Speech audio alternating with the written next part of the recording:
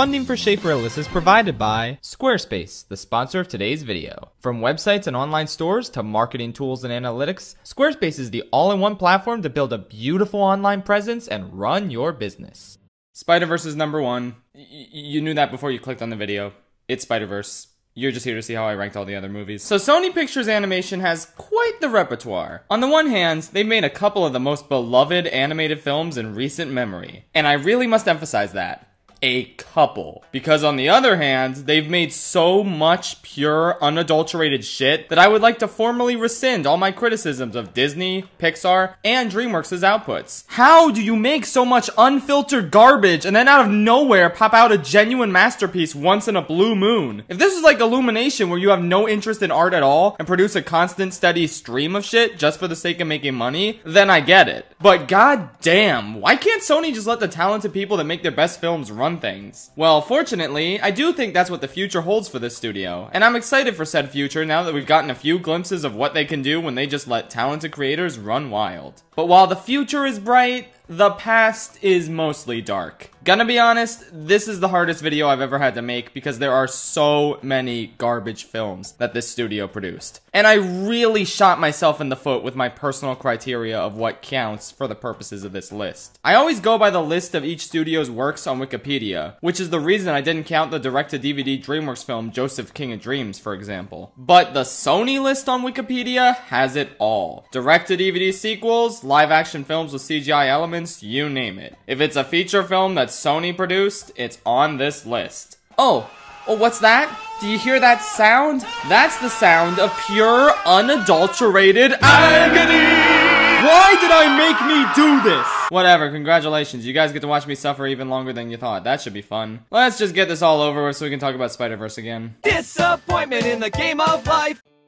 To be perfectly honest, it feels really unfair to rank Surf's Up 2 Wave Mania as a part of this list for one simple fact. It is not a movie. It is a feature-length commercial. And no, I'm not exaggerating. This isn't like other movies that are filled with excessive product placement, yet at their core can still be considered feature films, like Space Jam 2, Ralph Breaks the Internet, or even the Emoji Movie, which I'm sure you all expected to be at the bottom of this list. And now as we speak, you're probably editing your smug comments that read, "I will bet my entire life savings that the Emoji Movie's at the bottom of this list. There has never been a more obvious bottom spot in any ranking video ever." And you're editing those comments to just say, "Oh, shit."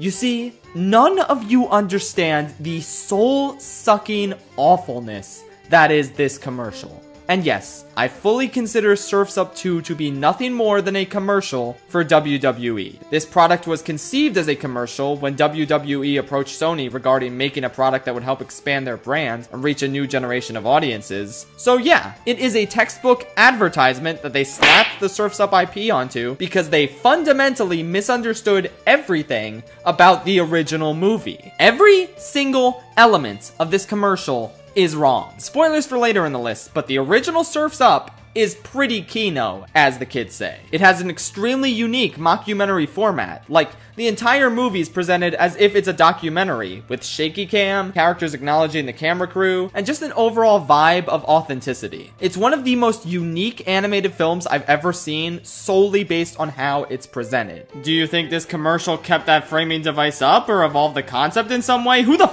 do you think you're kidding? Of course not. That would take effort. And why put effort into a literal WWE commercial? They just film it like any normal quote-unquote movie would be filmed. They could only be bothered to make like 12 character models for this commercial. The WWE stand-in animals are incredibly flat, boring characters because we can't do anything that paints any of them in a negative light because that would go against the purpose of this advertisement.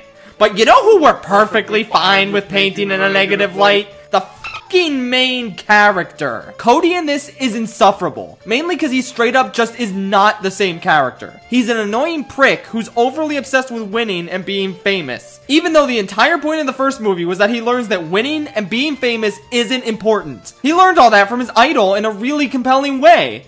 Oh, I'm sorry, what idol? Big Z? Never heard of him. Apparently, this whole time, contrary to everything the first film tells you, Cody was never inspired to be an amazing surfer like Big Z. He was inspired by Penguin John Cena and his legion of super friends. In this commercial, Big Z might as well have never existed, and Cody's entire backstory and motivation as a character is thrown in the garbage. I have never seen a more perfect example of character assassination in my life. The writers of Game of Thrones could probably watch this commercial and say to themselves, well, at least we didn't f*** up that badly. I could tell 5 minutes into this ad that it was one of the worst things I've ever seen. But the thing that really solidified it was later in the movie, when they're sailing over lava and Cody goes out of his way to try and sabotage Tank. Which, in case you've seen the first movie, which these writers clearly did not, is the thing that Tank does to other surfers because he is the villain. But let's have our protagonist do the same thing in a much more dangerous scenario in the second installment after he's already learned a lesson in the first installment. And that valuable lesson he learned in the first movie was not, don't attempt to murder people in order to win a competition. Because that's something he already fucking knows!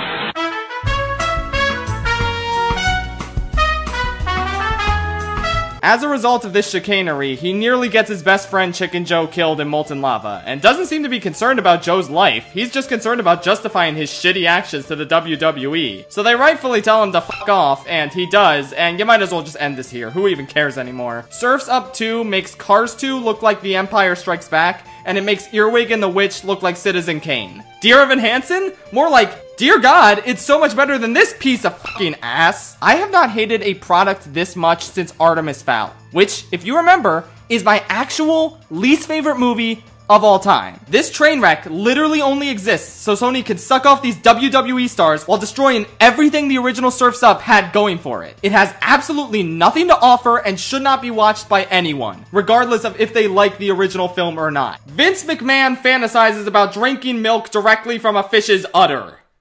Yep! Disappointment in the game of life! Shrek the Third was a more worthwhile addition to the Shrek franchise than Open Season 3 was to the Open Season franchise. Given the choice between the two of them, I would take Shrek the Third in a heartbeat. I could stop there, but fuck it. The bear goes to a circus and his animal buddies have to bust him out, but there's no urgency because he doesn't want to leave because he's horny for Lady Bear. So there's no tension and no stakes and no reason to watch the movie. They bring back the pets from the second movie for absolutely no reason because they add nothing. We are 3 movies in and I still don't know why this deer has any friends, let alone a wife and kids. Why does anyone put up with Open Season? Talking about it is futile. It is unending misery and torment. After this experience, I don't know if I'll ever be whole again. A part of me is forever sullied. If I got anything out of watching this franchise, it's a huge appreciation for the Madagascar series, because at least its characters are funny and likable, even if the movies are kind of average. Spending time with these shitty, tepid, boring, basic-ass animals has rotted my brain so thoroughly. The funniest aspect of this movie is the fact that the 4th movie completely ignores its existence, just like that one good franchise. Every new character introduced in this 3rd movie is just completely gone in the 4th one, including the bear's new girlfriend and the deer's kids. Even Shrek Forever After kept the kids. Sony really just shat this out and then abandoned it in the woods, and you should do that too. Go take your copy of Open Season 3 and chuck it into the woods somewhere.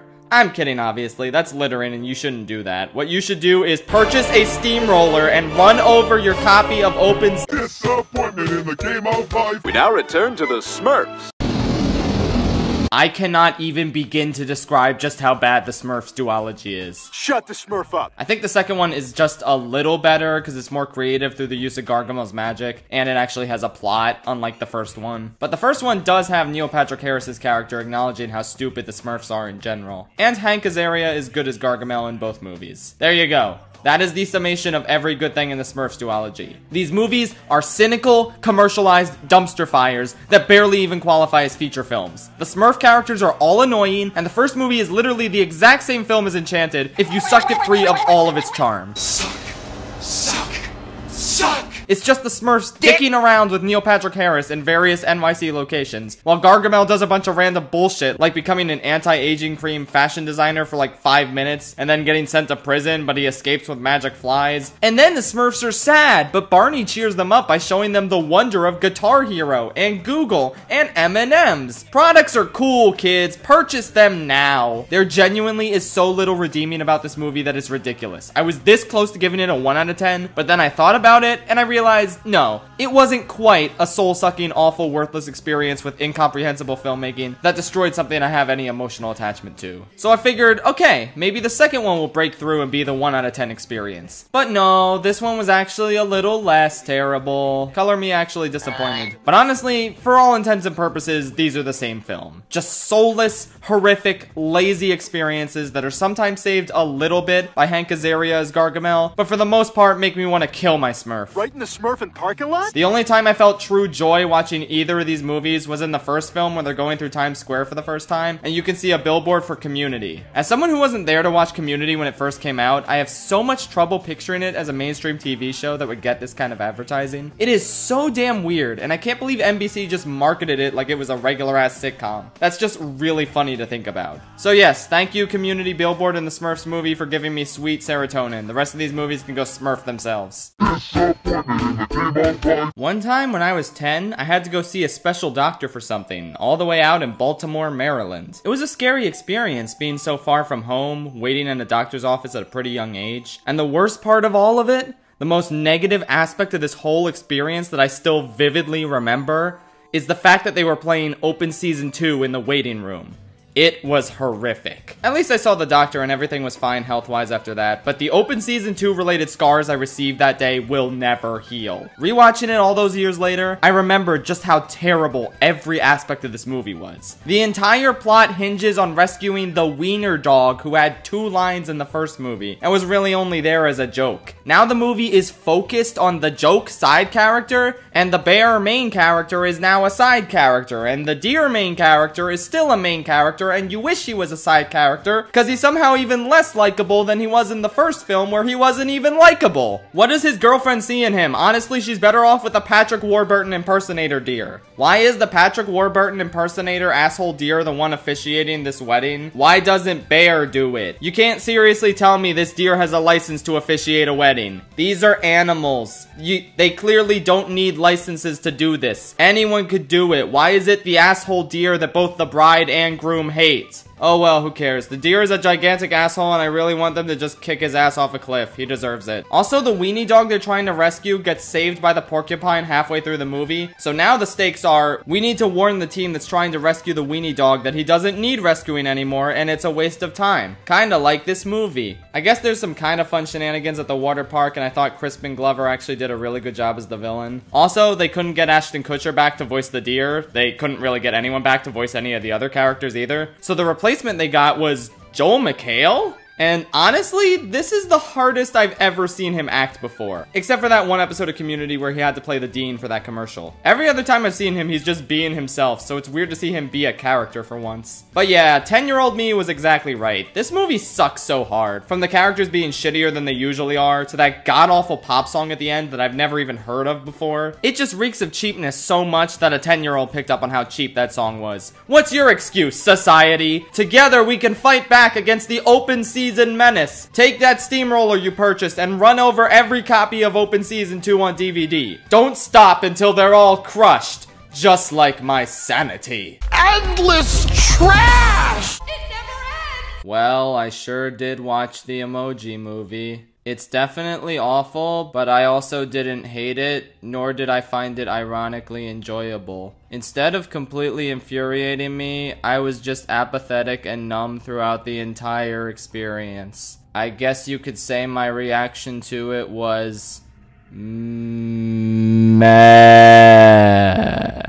I tried to figure out why everyone else reacted to this movie so vitriolically while I came out of it mostly just bored, and I think it's because of when it came out. The Emoji Movie was the first major Hollywood film that felt entirely like an advertisement. In 2017, it was an anomaly, a cautionary tale about where the film industry was heading if we didn't stop studios from doing this sort of thing again. But in a post-Ralph Breaks the Internet and Space Jam 2 world, it's just kind of more of that. I am completely numb to advertisement films, and this movie made me feel nothing as a result. I'm kind of sad, honestly. I wish a movie this potentially infuriating on paper could make me feel something. Anything. But I experienced nothing but emptiness throughout this entire film. This movie stars T.J. Miller and James Corden, two actors I can't stand in anything they're in, and I was barely enraged by either of their presence. James Corden's character is extremely annoying, and he didn't do anything to help the other main characters. In fact, he probably actively harms their progress more than anything. That sounds infuriating, right?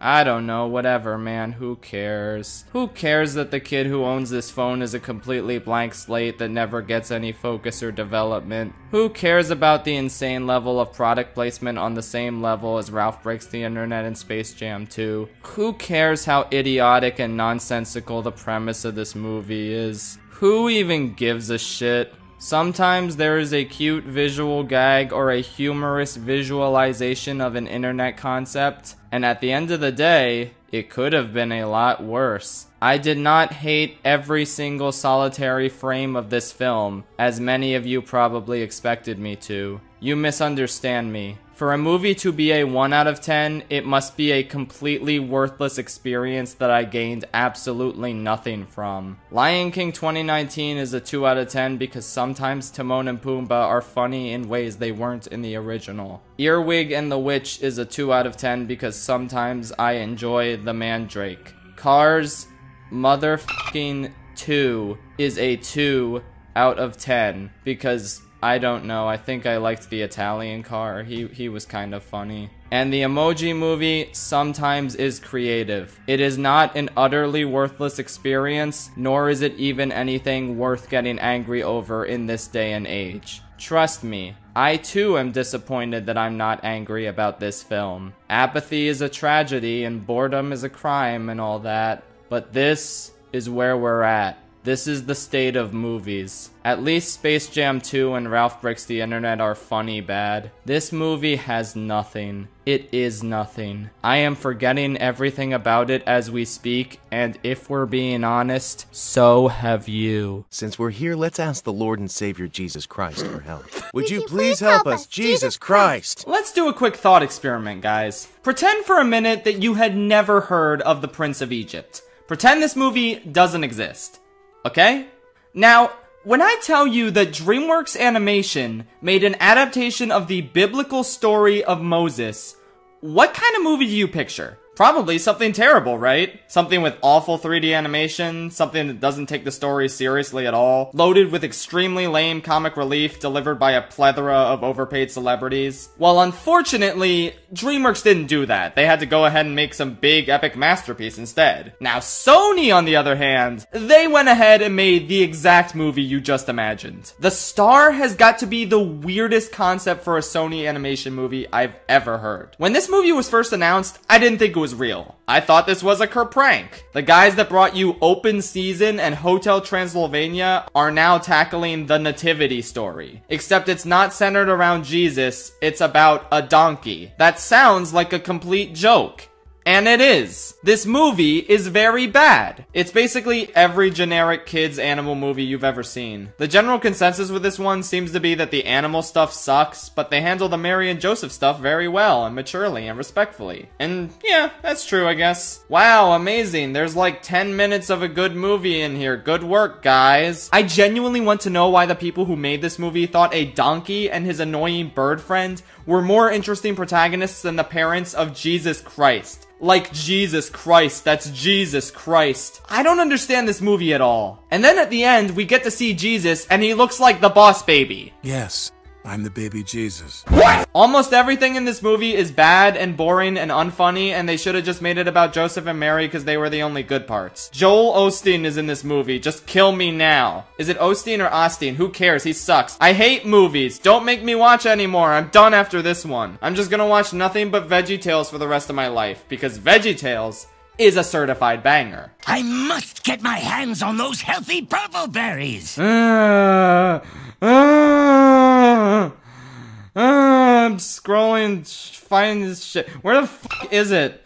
Oh, I'm actually mad. I actually hate these movies this much. Like, this is, like, I'm not even scripted right now. I hate the, okay, here it is. Smurfs the Lost Village is, holy shit, please end my suffering. I don't want to watch these god-awful Smurf movies. This is torture. Okay, this one isn't quite as aggressively awful as the other two, but it is way more boring and generic. It's one of the most boring and generic children's movies I have ever witnessed. And at least the live-action Smurf movies, as horrendous as they were, couldn't be described as boring. This movie is just a worse version of Trolls, which is already a generic numbing fantasy adventure with nothing to talk about. I guess the animation here looks good, and they made the character designs a lot better than the live-action version, but there's a lot less character here. The Smurfs aren't annoying, but they are flat and uninteresting. And Dwight Schrute is not a good replacement as Gargamel. He's just kind of whatever. There's one part where Gargamel is drowning, and two of the Smurfs really want to save him, even though he's the mortal enemy of all Smurf kind. But they save him anyway, and then he betrays them. Wow, I can't believe it. The whole point of this mission was to warn this other village of Smurfs that Gargamel was coming. Why not just let him drown? Then later they find out Gargamel went the wrong way and he's trapped in the evil swamp where he'll probably die. And then they send scouts to go look for him, and he follows the scouts to the village of Smurfs. And it really just feels like you guys are causing all the problems here. Just leave Gargamel to his own devices and you'll all be perfectly safe.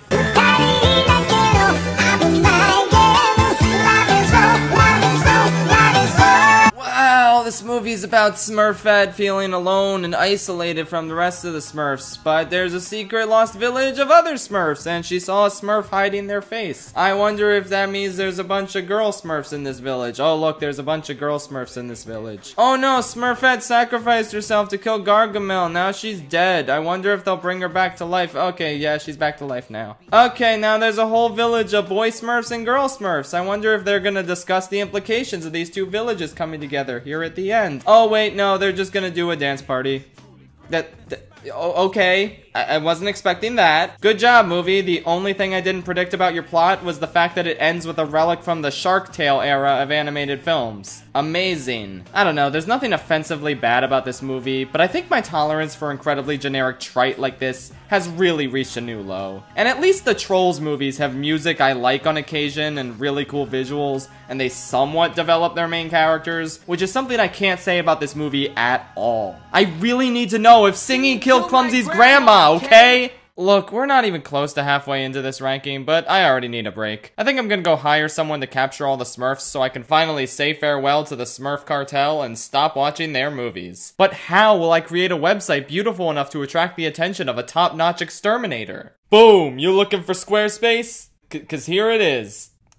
I'm using Squarespace. Squarespace is a fantastic, intuitive online website builder that allows you to create beautiful websites for your business or personal hobby. Present your work using Squarespace's professional portfolio designs. Display projects in customizable galleries and add password-protected pages to share private work with clients. You can even present your videos from YouTube, Vimeo, and Animoto on your Squarespace site. Add an image overlay to your video to improve your website's load speed by waiting to embed video players until playback starts. Every design automatically includes a unique mobile experience that matches the overall style of your website, so your content will look great on every device, every time. And if you don't want that, you can always disable the mobile view from Website Manager. Buying a domain from Squarespace is simple because there are no hidden fees or price hikes. Each domain comes with an ad-free parking page and free WHOIS privacy on eligible domains. Squarespace sells over 200 top-level domains, so you can find the perfect name for your website. Choose a URL that ends in .com, .net, .org, or if you're feeling funky, you can get a more specific one like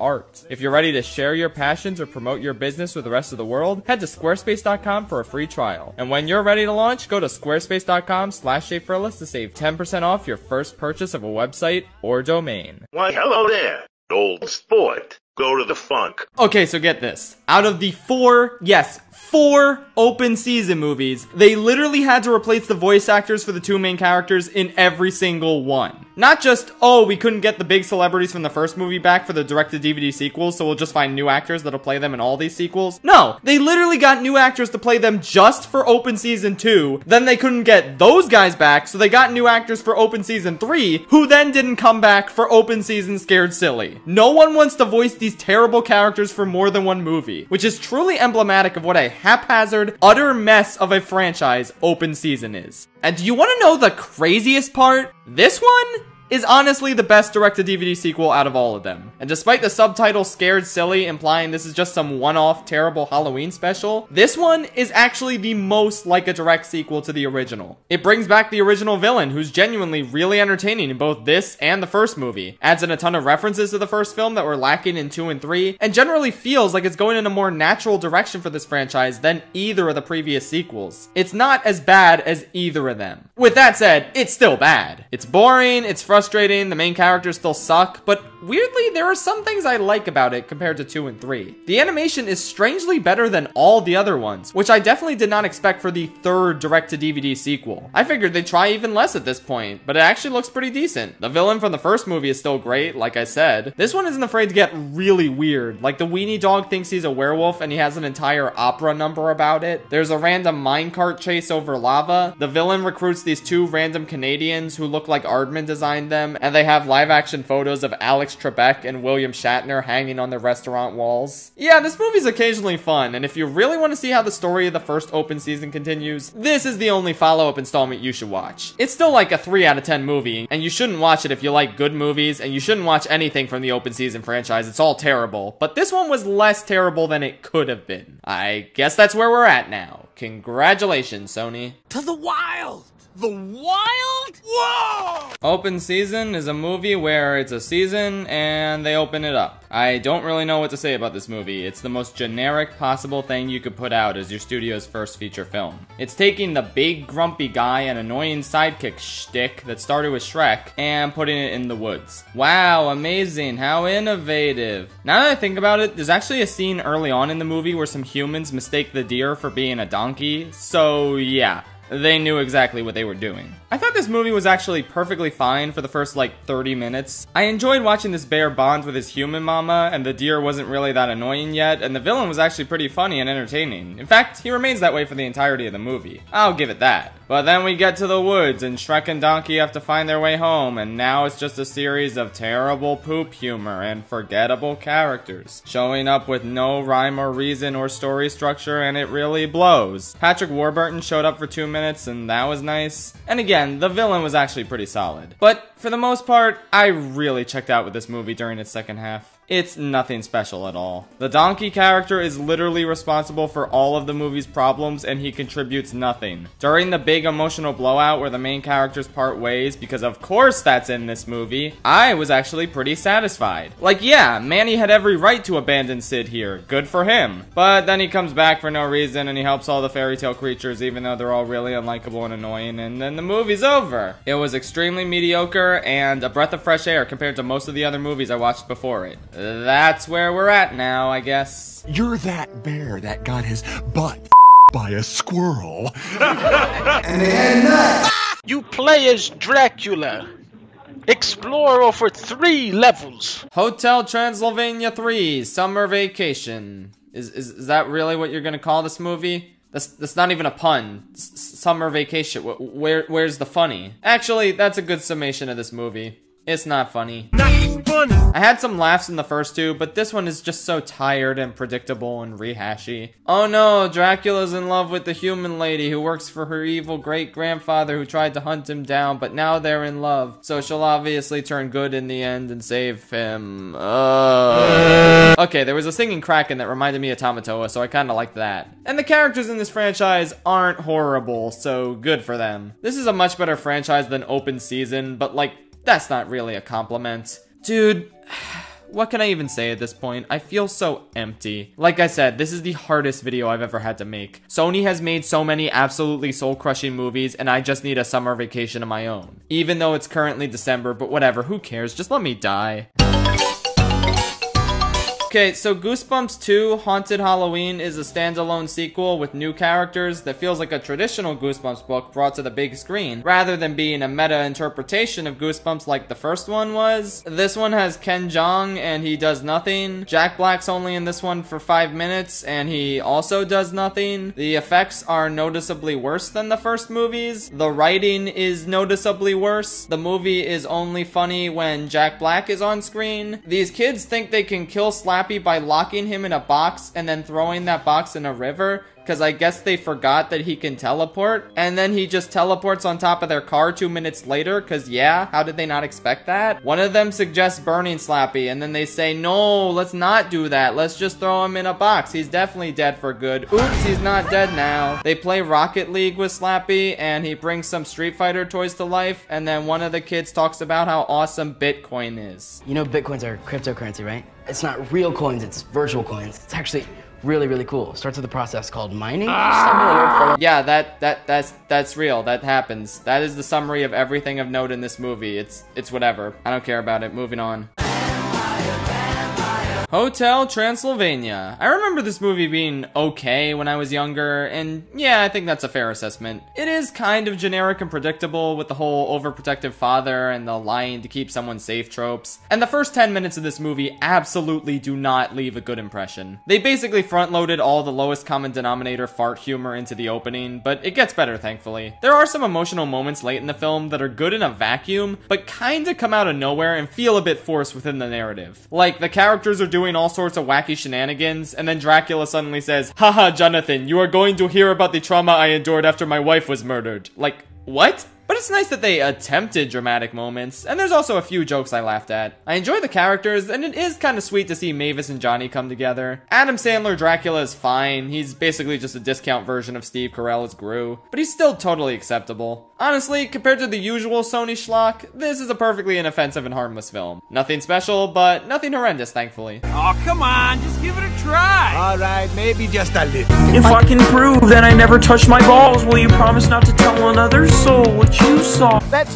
roll! Bye, Felicia. I am shocked and pleased to report that I actually had a lot of fun with Peter Rabbit. I think Domhnall Gleeson did a tremendously good job as the protagonist of this movie, and I really enjoyed watching his attempts to take down the villain, this borderline terrorist rabbit played by James Corden. I'm not even exaggerating, by the way. This movie is literally structured as if Domhnall Gleeson is a Kuzco-like protagonist who starts out hilarious yet unlikable, and learns to become a better person as the movie unfolds. Meanwhile, Peter Rabbit is a goddamn sociopath, and thus, I think casting James Corden in this role was an excellent idea. Would the movie be better if it had a real actor in this role? Well, yeah, obviously, but this part seems to be written with Corden in mind, so it all works out. Other than that, yeah, I don't know, this is surprisingly just a really fun movie. The writing's pretty decent, and I liked quite a few of the jokes. You can tell the director does have a knack for visual comedy and integrating the pretty good-looking CG creatures into this world. It's basically night and day when you compare it to the goddamn Smurfs movies. Donut Hole Gleeson is killing it, like I said. He's really good at physical and verbal comedy, and I think this was still a less humiliating role for him than Hux was in The Last Jedi. It's a perfectly decent family film. Could have been really good if not for James Corden and some of the typical Sony gross out humor bullshit. Just watch Paddington if you want to see this movie but actually good. Still, not a bad time overall. I just wish Peter Rabbit could have gotten the death sentence he so obviously deserves. Aladdin! How the fuck you know it was me?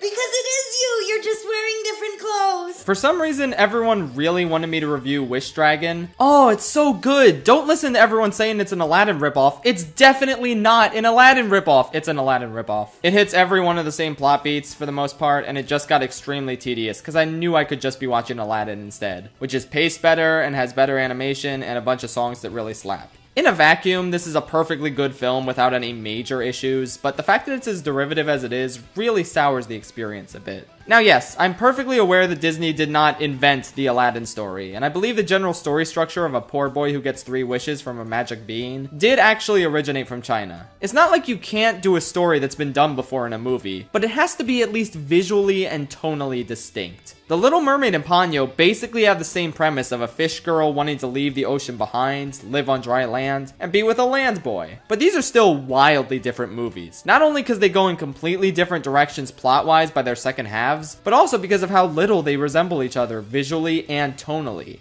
But like, look at this, man. Like I said, it's not just story structure, it's the visual language of the film. The dragon zips around and talks fast, just like the genie did. There's so many shots in this movie that just feel like direct Aladdin parallels. Doing a similar story structure is fine, but tonally, this just feels way too identical for me. But you know what? If you can get past that, it's perfectly charming and fine. I like how the dragon genie is kind of a huge asshole. That was pretty fun, and I enjoyed his character arc. Plus, the fact that this version of the story is set in the modern day was fun, because it allowed the dragon who's used to ancient times to adapt to all this modern technology. That was cute. I thought some of the action was creative and fun. I really liked the connection the two main characters had, and I kind of liked how even after it's revealed to the girl that the guy isn't rich, that's not a spoiler, you've all seen Aladdin, the conflict doesn't stem from her being mad that he lied, but rather her being afraid that she can't be around him because of her father and society's expectations. I didn't expect them to go that route, and I think a lot of the stuff in the third act that changed the original Aladdin's narrative really made up for the blatant copying in the first two acts. There's some good drama here that's unique to this movie.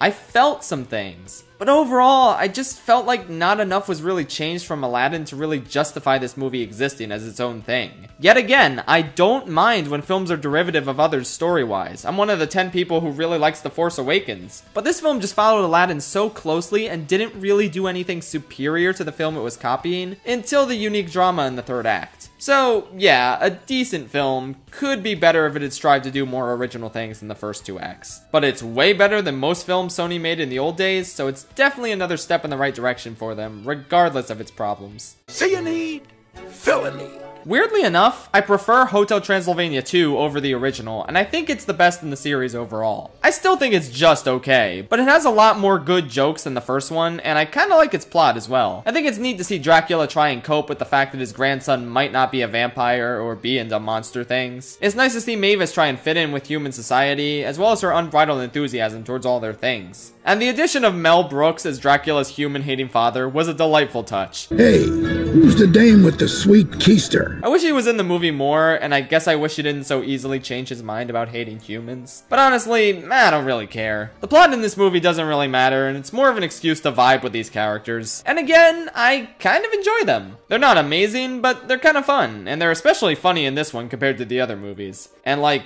that's about it, I guess. It's Hotel Transylvania 2. I mean, what else is there to say? Moving on. Bunger! Bunger! Kinda bug and kinda snack. Tried to catch them in your trap. Bugsnax the movie, ladies and gentlemen. Before doing this video, I had never seen the second Cloudy with a Chance of Meatballs because I heard from a lot of people that it was extremely not good, especially in comparison to the original. Well, I'm here to tell you, Balderdash. This is still a really fun, good movie. Just nowhere near as good as the original, but that's okay. I do have problems with it. For instance, the side characters from the first film are kind of completely useless in this one. They don't really add anything to the story, and they're just there. And it's pretty absurd how Flint turns on them to the degree that he does. It's semi-believable because he's being manipulated by someone he idolized his whole life, but it still felt a little out of character. And yeah, the movie is not nearly as funny as the first one, and it also lacks the emotional core that the first film had. You can definitely feel the loss of Lord and Miller in the screenplay department. But I still think the direction is solid, and the overall animation is really strong. This movie presents such a visually stimulating, food-filled wonderland, and it seems like it has an endless supply of creativity at its disposal. I was never bored. I always wanted to see what crazy foods would show up, or what wacky shenanigans would occur next. The villain has a predictable story arc where he betrays the heroes, but it works because the movie lets us know he's evil at the start, and the characters in this movie pick up on it pretty quickly. Except for Flint, but that makes sense because he's blinded by his hero worship. And honestly, the villain is just super fun, better than the mayor in the original. I was initially skeptical about this Norm of the North ass animation of his super noodly limbs, but it ended up winning me over. He's just a blast to watch. I like the scene where Flint's dad teaches the pickles how to fish. That was very wholesome. And yeah, I don't know. Overall, I had a good time with this movie. If you love the first one and haven't checked it out yet, I'd recommend it, as long as you don't expect something that'll live up to the first one. It's pretty good, and I immediately started playing Bugsnax again after it was over. Bugsnax is a fucking banger. You guys have no idea. Pardon me,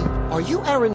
Sir? I already reviewed Vivo a couple months back, so I'll keep this brief. I think it's sweet and enjoyable and definitely underrated. It's got a super strong beginning and ending with kind of a ho-hum forgettable middle. Like, I completely forgot these birds were in the movie, and they definitely spend way too much time in this swamp in general. I still don't like Lin-Manuel Miranda's voice in this, and I don't think the Kinkajou should have talked at all. See, look at that! Character development. I know Vivo isn't a monkey anymore. I did it, guys! The songs are perfectly decent, except for that one terrible one the girl sings. There's a couple really good recurring jokes that I wished recurred and got built on a little more, like the Girl Scouts shaming this one guy for doing bad stuff to the environment, or this bus driver that everyone applauds for whenever he does anything. I like these jokes, but both of them only come up twice, and they could have gone further. I'm probably just rambling at this point. I said basically everything that needs to be said about this movie already. It's good. I like it. Moving on. Boo. Haunted house. I'm honestly really shocked that I liked the first Goosebumps movie as much as I did. Like, it's honestly really fun, and it does what it sets out to do perfectly. Much like Detective Pikachu, it's another movie from Mr. Sharktail director that I'm surprised I enjoyed. I mean, I did grow up reading Goosebumps books, but not many of those stories actually factor into the plot of this movie. This is more of a meta take on the existence of the Goosebumps books themselves, where some kids find the stories that Goosebumps author R.L. Stine wrote, and they end up coming to life. So they have to team up with Stine himself, played by Jack Black. And yeah, he's obviously the best part of the movie. I think his delivery and a ton of his jokes are hilarious. In fact, this movie in general just has a lot of shockingly good jokes. I laughed at numerous occasions, not just the Jack Black scenes. Surround sound.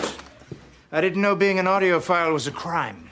What a file? And there's none of that lowest common denominator Sony humor either. I don't remember any fart or poop jokes. There are your typical cliche plot points and reveals and pseudo-dramatic stuff that isn't anything special, but isn't really annoying, just kinda there. Overall, a solid, spooky, well-paced, fun time. The difference between this and the live-action Smurf movies is astounding. This feels like it has a lot of passion behind it and everyone making it is having fun. Those feel like a colonoscopy. It's truly admirable that Sony Animation looked at those movies and said, what if we made another animation live-action hybrid based on a beloved nostalgic franchise, but didn't make it terrible this time? Well, that's what they did. Character development. Hell yeah. Hey, you guys are watching Bird Up, the worst show on television.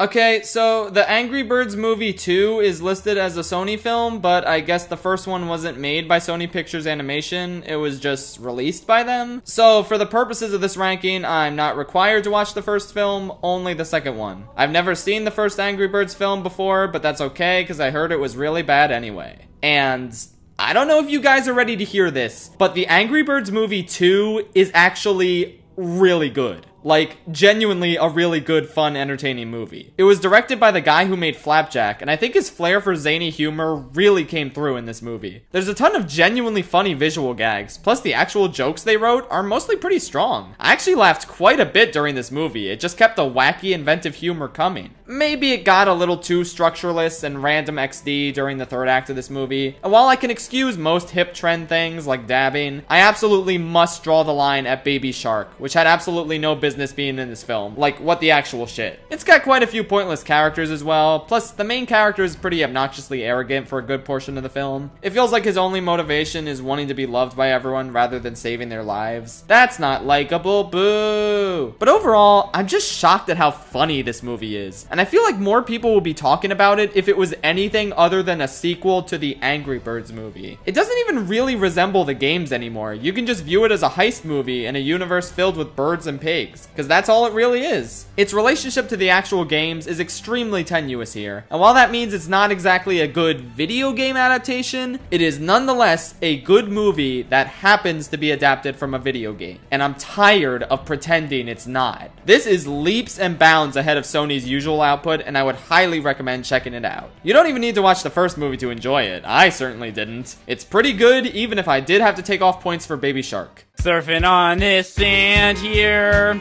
surfing in a circle. I have never seen an animated film with a more unique premise than Surf's Up. A mockumentary all about surfing penguins at a worldwide sports competition is an awesome idea that this movie just rolls with. The slight shaky cam, the talking head interviews, the way everything's presented, it all just comes together beautifully and makes the story and characters way more engaging and funny. I don't know who came up with this idea, but honestly, bravo. And that's not even the only good element about this film. The soundtrack is loaded with bangers, the animation holds up really well and showcases how awesome surfing looks. The characters are endearing, there's a strong emotional core. I love Chicken Joe's misadventures with a random tribe of penguins, or how the villain wants to have sexual intercourse with his trophies. Big Z is a really interesting and cool character, and his story reminded me a lot of Luke in Last Jedi. Except done better, don't at me. Sometimes the film can be a little slow during these training sessions with Cody and Big Z, and sometimes there's some poop and pee jokes that are not good, as you'd expect with a Sony Animation film. Time to take a piss. But for the most part, this film is great, and it honestly doesn't even feel like Sony. I don't mean that in the sense that, oh, Sony makes bad movies and this movie is good, so it doesn't feel like they made it, because there's tons of really great movies that feel like Sony in terms of their humor and animation style, like Cloudy with a Chance of Meatballs or Mitchell's vs. the Machines. I just mean that this movie gives off a way different vibe and tone compared to anything else Sony Animation has made. In fact, it doesn't really feel like any other animated movie I've ever seen. I can't imagine DreamWorks, Pixar, Disney, etc. making anything quite like this film. And it doesn't even really fit in with the rest of Sony's catalog either. And I think that's really awesome. It showcases how even at their very inception, Sony Pictures Animation was interested in pushing the envelope in terms of what an animated film could be. They just had some talented filmmakers make a really cool movie based on a really cool idea, regardless of whether anything like it had been done before. Which is definitely something you can also say about the best Sony Animation movies, so maybe this was kind of a precursor to that in a weird way. I'm kind of just rambling at this point. Bottom line is, Surf's Up is a banger, and well worth checking out. Especially compared to that piece of shit Happy Feet. I can't believe I liked both of those movies equally as a kid. What the hell was I on? I'm Blind Beard the Pirate. Oop. The Pirates, Band of Misfits. Oh, wait, no, I mean the Pirates in an adventure with science. Oh, wait, no, I mean the Pirates who don't do anything. Yeah, there we go, that's the right title. Anyway, this movie's a banger. I am shocked that nobody talks about this movie outside of that one meme line, which, by the way, isn't even in this movie. I was excited to see the actual context behind, well, yes, but actually no, going into the movie. But it's like the film itself told me, well, yes, but actually no, because it doesn't actually appear in the film. You just got coconut mold. I feel robbed and betrayed in that one regard. But otherwise, the movie's awesome. Aardman is kinda hit or miss for me. Their features are always stunning visually, but I never really connected with any of them outside of anything Wallace and Gromit related. But I think this movie is definitely one of their hits. It's a wacky adventure about a kooky group of pirates who pretend to be scientists in order to get money because they didn't realize their pet parrot was actually a dodo bird. They needed to learn that from Charles Darwin, who is the biggest incel I've ever seen in a children's film. Also, Queen Victoria is a maniac and she really wants to get their bird for reasons I won't spoil. I really love how unconventional and wacky this movie's plot is, and the same applies to the characters as well. I love the fact that they don't have any actual names, they're just Pirate Captain and Pirate with a Scarf and Surprisingly Curvaceous Pirate, which is also so funny. I love that one of these pirates is very obviously a woman in disguise, and yet that never actually gets addressed within the plot. It's just there as a kooky side gag. Bro, the monkey with his different flip cards that he uses to communicate? Bro,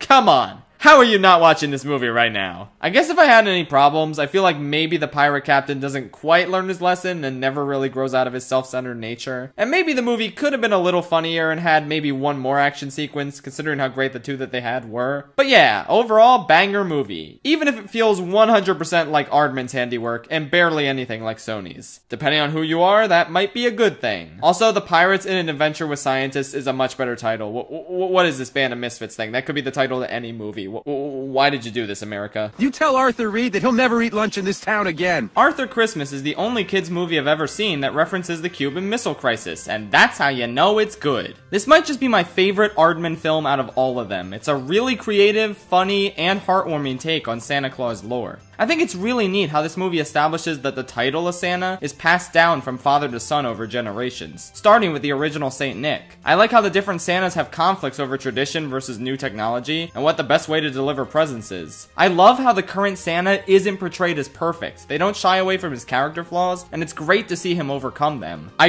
really love how the brother in this movie seems poised to be a twist villain who wants to forcibly take the role of Santa for himself. And then he isn't that. He's just a real person with a real internal conflict who goes through a character arc and realizes he doesn't deserve the title he aspired to get for so long as much as Arthur does. Wait a minute, that's literally just what I said Prince Charming's arc should have been in Shrek the Third. Like they're both named Arthur. What?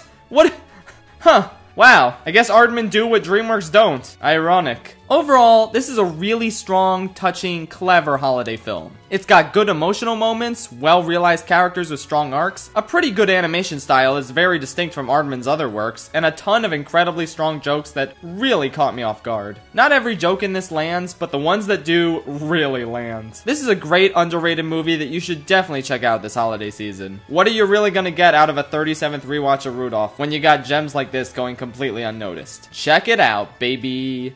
Arby's, we have the meats. Most projects that Lord and Miller have had a heavy hand in, from Clone High to the Lego Movie, have gone down as instant classics that constantly get talked about. But weirdly enough, I don't think the same thing has quite happened with Cloudy with a Chance of Meatballs, their first ever feature film. It's very well liked, no doubt, and it's not like it's been forgotten or anything, it's still fairly talked about. Just not nearly talked about enough when you consider it's the feature film debut of two of the most respected and beloved writer-directors in the animation industry. This is a really great movie. It's constantly hilarious, visually inventive, and tons of fun. Every time I rewatch it, there's always some new detail I never noticed before, and there's so many jokes that I still laugh out loud at even after my 5th or 6th viewing. My personal favorite, the one that my brother and I quote all the time, has to be this. It's your choice. Choice. Like, look at the mayor's face, man. This movie is top tier in the comedy department. And it's also really strong emotionally. How are you not gonna feel for Flint growing increasingly disappointed that nothing he does seems to get his father's approval? Or Sam being forced to hide her interest in science in order to fit in? Still, if she really didn't want to wear glasses but still wanted to see, she could have gotten a contact lens, which represents you! And my eye represents my eye! I've got my eye on you! This movie is so f***ing quotable, oh my god. I don't love everything about this movie. Like, I think the climax drags out a bit too long, and I was kind of ready for it to start wrapping up 15 minutes before it actually did. I don't really like Steve. He kind of seems like a byproduct of random XD 2009 humor, and that's the only thing that really dates this movie. I really like Flint for the most part, but there were a few moments where he acted a bit douchey, especially towards Sam, and that was weird. And I could complain about the character design being not the best, but then again, look at Flint's father. Look at him. This is peak character design right here. Overall, a great movie, and a more than worthy adaptation of the book. Yes, I actually read the book as a kid before this movie came out, and I loved both of them, go figure. I would highly recommend this one if you've skipped out on it, even though Flint makes it rain ice cream, which is basically just acid rain for people who are lactose intolerant. F you, Flint Lockwood, for not taking food allergies seriously. God, I love the Mitchells versus the Machines. If anything, I think I like it a little better on rewatch than I did initially. It's just got so much great attention to detail, and the characters are all so likable and entertaining that it's an absolute blast from start to finish. This movie has such a strong grasp on how complex and messy family dynamics can be, and you can so easily understand where both Katie and her dad are coming from. Rick's actions can be pretty insufferable at times, but you know they're coming from a place of genuine care and concern, and a desire to connect with Katie even though he has no idea how. It's so easy to identify with Katie and her desire to get away from such a stifling environment, but it's also incredibly satisfying to see her discover how her father's heart is in the right place, even if he can go a bit far when showing this. It's such a great central dynamic to anchor the film on, and it blends surprisingly well with the robot apocalypse storyline, which is consistently exciting and very funny. The big-ass Furby still makes me laugh out loud. It's just too good. I still have all those same problems with it that I mentioned in my initial review, like some of the humor being a little cringe and dated, as well as the climax just going on a little too long. But those issues didn't really bother me as much on a second viewing, and the good stuff stuck out to me even more. This is undoubtedly the funniest Sony movie, and it's a close second for having the best animation style and most distinct character design. There's so much visual flair that they didn't need to add, but went ahead and did anyway, and it's so unbelievably welcome. I could go on about this movie, even though I've already reviewed it, but it's just so great. Sony really knocked this one out of the park, and I can't wait for the Academy to not give it a Best Animated Feature Oscar, and instead give it to something stupid like Raya and the Last Dragon or something. I really hope that sentence ages poorly, but even if it doesn't, this is still the best animated feature in my heart. Speaking of which... it really wasn't even close. Mitchell's is a high 8 out of 10, bordering on a 9, and Spider-Man Into the Spider-Verse is a solid 12 out of 10, bordering on 13. This movie is everything. It's the single best superhero movie to come out of the 2010s. It's got the coolest 3D animation style out of every movie I've ever seen. The jokes consistently get a laugh out of me even after my 20th viewing. The action is insanely fluid, exciting, and visceral. The characters feel so real through their emotional baggage and their little quirks. The background details in this movie keep piling up to an insane degree. The score sells everything. The danger, the heroism, the sheer euphoria of it all. I mean, fuck, man. He took a bagel. What else is there to say? Movies like this just don't happen. A film where every possible element is cranked up to 12 on the quality scale, and they all manage to blend together perfectly into something greater than the sum of its already excellent parts. And it's a fucking Spider-Man movie. Not some obscure indie art house film where the creator could tell the story they wanted to free of a huge studio's influence. No, man. This came from Sony, the studio that brought you the Emoji Movie, and the conglomerate that's probably extremely protective of the Spider-Man brand. It's not always about the money, Spider-Man. And they just let some talented people go off and weave this absolutely phenomenal tale, free of all the usual tropes and trappings that bog Sony's other films down. It all just seems way too good to be true, and yet here it is. An instant classic that we're still gonna be talking about 50 years from now. The undisputed magnum opus of Sony Pictures Animation. If this is an indication of what the future holds for the studio, then I, for one, can't wait to see more. Seriously though, please don't fuck up the sequel. Good night, Tri-State Spider-Verse.